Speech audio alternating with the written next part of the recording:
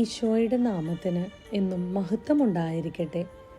കുരിശിൻ്റെ വഴിയിലൂടെ എന്ന നൊയമ്പുകാല വിചിന്തനങ്ങളിലേക്ക് എല്ലാവർക്കും സ്വാഗതം.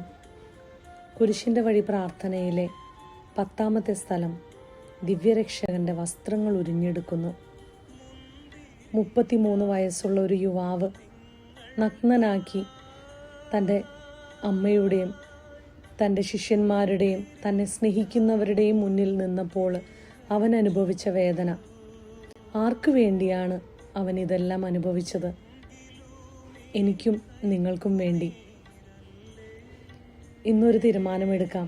ഇന്നത്തെ ദിവസം നമ്മുടെ ജീവിതത്തിലേക്ക് ദൈവം അനുഗ്രഹിച്ചു തരുമ്പോൾ കണ്ണുകളെ നിയന്ത്രിക്കാനായിട്ട്, പഞ്ചേന്ദ്രിയങ്ങളെ നിയന്ത്രിക്കാനായിട്ട്, അവനെ വേദനിപ്പിക്കുന്ന, അവനെ നഗ്നനാക്കുന്ന ഒരു തെറ്റും ഞാൻ ചെയ്യില്ല എന്നുള്ള ദൃഢപ്രതിജ്ഞ എടുക്കാനായിട്ട് ഇന്നത്തെ ദിവസം നമുക്ക് ശ്രമിക്കാം. പരിശുദ്ധാത്മാവിൻ്റെ പ്രത്യേക കൃപയ്ക്കു വേണ്ടി നമുക്ക് പ്രാർത്ഥിക്കാം. ഈശോയുടെ നാമത്തിന് മാത്രം എന്ന് മഹത്വമുണ്ടായിരിക്കട്ടെ.